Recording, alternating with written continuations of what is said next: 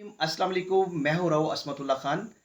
Chief editor रोज़नामा आज़ाद press. तो आज हम जो पहला टॉपिक लेकर आ रहे हैं, जिस पहले टॉपिक को आज हमने पिन पॉइंट किया है,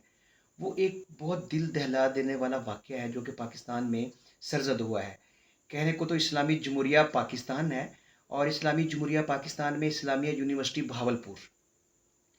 वहाँ पर जो वाक़या हमारे सामने आया है, आप यकीन करें जब से वो वाक़या हमने सुना है, हर मुहिब्बे वतन पाकिस्तानी, हर दर्द दिल रखने वाला पाकिस्तानी अफ़सुर्दा होगा। क्योंकि हम एक ऐसी जनरेशन तैयार करने जा रहे हैं। आपको पता होगा ना कि जो भी बच्चा पैदा होता है, उसकी जो पहली दरसगाह है वो माँ की गोद होती है। तो हम कैसी माएँ प्रोड्यूस कर रहे हैं, कैसी हम दरसगाहें प्रोड्यूस कर रहे हैं जो कि डिप्रेशन, ब्लैकमेलिंग, एंग्ज़ायटी का शिकार हैं। ये एक बहुत ही घिनौना काम स्टार्ट हुआ इस्लामिया यूनिवर्सिटी भावलपुर में, जहाँ पर जो तालिबात है उनका जिनसी इस्तेहसाल किया जाता रहा। वहाँ पे दरिंदों की एक फ़ौज थी। उन दरिंदों की फ़ौज को जो लीड कर रहे थे, उसमें बहुत ज़्यादा सारे शुरफ़ा के नाम नहाद शुरफ़ा हैं, उनके नाम हैं। एक रिसेंटली जो नाम आ रहा है वो तारक बशीर चीमा, जो कि लास्ट गवर्नमेंट में पीटीआई की जो वफाकी वज़ीर थे, फेडरल मिनिस्टर थे। अब वो काफ लीग की तरफ से सिटिंग गवर्नमेंट का जो रजीम है, उसमें वो फेडरल मिनिस्टर हैं। उनका बेटा वलीदाद चीमा, उसका नाम आ रहा है। और ये जो मामला स्टार्ट हुआ, ये हुआ भी वलीदाद चीमा से ही है। वो इस तरह हुआ कि जो डॉल्फिन पुलिस का एक एहलकार था, वो हैंडलर था आइस जो नशा, जो उम्मुल खुबाइस आजकल कहा जाता है, वो पकड़ा गया। तो उसके मोबाइल फ़ोन से जो वीडियोज़ बरामद हुई हैं, उसमें वलीदाद चीमा, जो कि सियासी जानशीन है तारक बशीर चीमा का, जो इस वक़्त सिटिंग मिनिस्टर हैं इस गवर्नमेंट में। तो जब उनकी जो वीडियोज़ आई हैं और उस वीडियोज़ ने तहलका मचा दिया, जब ये चीमा साहब तक बात पहुँची, तो चीमा साहब चूँकि पिछले 5 सालों से मुसलसल फेडरल मिनिस्टर चले आ रहे हैं, और वो अपने इलाके में एक बड़ी दबंग शख्सियत के तौर पर जाने जाते हैं। यज़मान एक तहसील है भावलपुर की, वहाँ से वो इलेक्ट होते हैं। और अभी मैं 3-4 दिन पहले ना उनकी एक सहाफ़ी के साथ 5-6 साल पुरानी ऑडियो थी, जो उनकी कॉल थी, वो सुन रहा था। तो उसमें वो बड़ी ढिठाई से और बड़ी बेहयाई और बेशर्मी के साथ उस सहाफ़ी का इस्तेहसाल कर रहे थे और गालियाँ दे रहे थे। और मैं सोच रहा था कि ये लोग हैं जो कानून साज़ी करते हैं हमारी असेंबली में जाके, हमारी भाग-दौड़ इन लोगों के हाथों में है। चलें हम टॉपिक की तरफ आते हैं। तो जब वलीदार चीमा की वीडियोज़ सामने आई, तो जब मौसूफ़ तक ये बात पहुँची कि उनका जो होनहार सपूत है, वो आइस का नशा करता है, और ना सिर्फ़ वो आइस के जो नशे की वीडियोज़ थी, बल्कि जो वो बेडरूम तक की वीडियोज़ थी। जब मौसूफ़ को पता चला, तो उन्होंने एकदम फ़ौरी तौर पे पुलिस वालों को इकट्ठा किया कि कुछ भी हो जाए, मेरे बेटे का नाम बीच में नहीं आना चाहिए। और इससे रिलेटेड, इस जो स्कैम से रिलेटेड और इस गैंग से रिलेटेड जितने भी लोग हैं, सबको उठा लिया जाए। तो इसी सिलसिले में भावलपुर पुलिस को मैं क्रेडिट देना चाहूँगा कि उन्होंने रैकी स्टार्ट करना स्टार्ट कर दी। तो जो चीफ सिक्योरिटी अफ़सर था,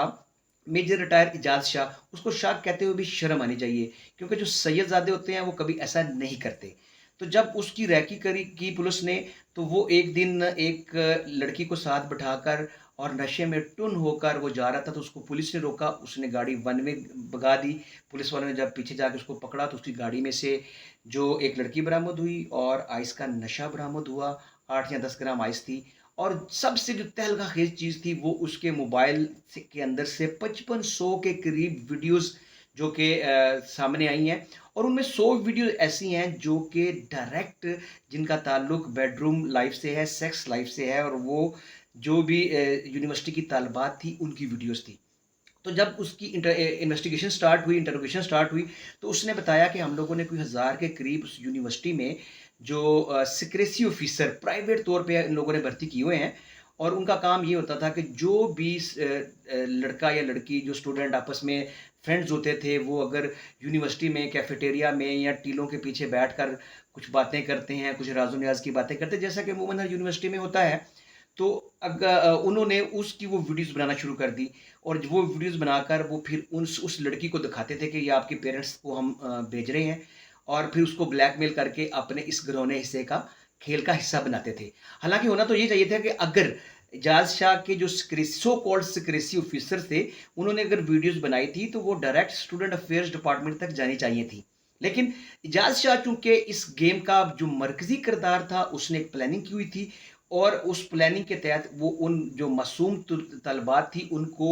وہ بلیک میل کر کے پیرنٹس کے نام کے اوپر اور مارکس دینے کے نام کے اوپر، فیل کرنے کے ڈراوے کے اوپر ان کو آہستہ آہستہ اس نے نشے کے اوپر لگایا، اور پھر وہی لڑکیاں جا کر لوگوں کے فارم ہاؤس کا اوپر جانا شروع ہوگی، جہاں پر وہ پارٹیز کرتی تھی، جہاں پر وہ یہ سارا سلسلہ ہوتا تھا۔ تو جب ولی داد چیمہ کا نام بیچ میں آیا تو طارق بشیر چیمہ ایک دم ایکٹیو ہوئے، چونکہ وہ ان کا حلقہ ہے، ان کا وہاں پہ اثر و رسوخ ہے، تو انہوں نے کہا کہ سب کو اٹھا لیا جائے۔ تو اسی ضمن میں جو ولی داد چیمہ جو ان کا سیاسی جانشین ہے، جب اسے پتہ چلا کہ اس کا بیٹا خود آئس کی لت کا شکار ہو چکا ہے، تو اس نے اپنے جو اس کا بیٹے کا دوست تھا الیاس جٹ، جو کہ پہلے بھی مختلف جو گھنونے کام تھے آئس ہینڈلنگ کے اوپر وہ پکڑا جا رہا تھا، تو طارق بشیر چیمہ نے سب سے پہلے اس کو پکڑوایا۔ جب وہ پکڑا گیا، اس کے بعد جب یہ میجر ایجاز شاہ پکڑا گیا، تو اس نے تو پھر جو سنسنی خیز انکشافات کیے ہیں وہ بہت ہی مطلب ہے وہ رونگٹے کھڑے کر دینے والے ہیں۔ اس نے بتایا کہ ڈائریکٹر فائنانس جو ابو بکر ہے اس کو پروفیسر کہتے ہوئے بھی شرم آتی ہے ہمیں،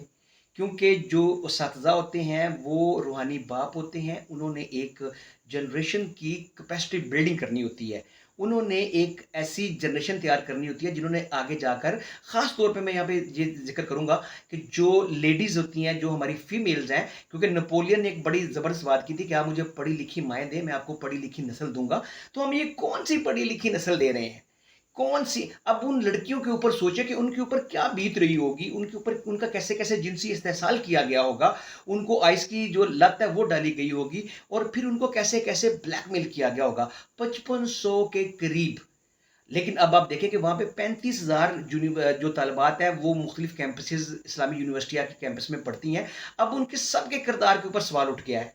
ان کے بھائی، ان کے باپ، ان کے سارے ریلیٹیوز ان کو کیسی شک کی نگاہ سے دیکھتے ہوں گے۔ تو یہ ایک بہت بڑا، بہت ہی بڑا، میں کہتا ہوں یہ 9 مئی سے بھی بڑا واقعہ ہو چکا ہے پاکستان میں، اور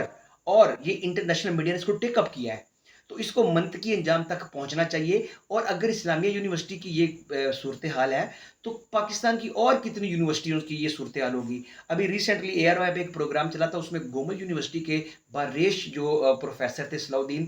انہوں نے خود اعتراف کیا کہ وہ نمبروں کے چکر میں طلبات کا جنسی استحصال کرتے رہے ہیں۔ ہماری گورنمنٹ سے اپیل ہے کہ جو فیکٹ فائنڈنگ کمیٹی بنائی گئی ہے اس کو پراپر، پورا آزادانہ اس سے انویسٹیگیشن کروائی جائے، اور جو بھی گنونے کردار اس میں شامل ہیں ان کو سر عام پھانسی دینی چاہیے، ان کو سر عام ٹرائل ہونا چاہیے، کیونکہ یہ ایک پاکستانی کا مسئلہ نہیں ہے، یہ ہر گھر کا مسئلہ ہے، جنوبی پنجاب کی ہر بچی کا مسئلہ ہے، ہر پیرنٹس کا مسئلہ ہے۔ اب پیرنٹس ہزار دفعہ سوچیں گے کہ اپنے بچوں کو یا بچیوں کو وہ اس یونیورسٹی میں بھیجیں گے یا نہیں۔ اس سلسلے میں مزید ہم ویڈیوز ولاگ آپ کے خدمت پیشے حاضر کریں گے، تو آپ ہمیں اپنا فیڈ بیک دیجیے گا، اور اس کی اگلی ایپیسوڈ کا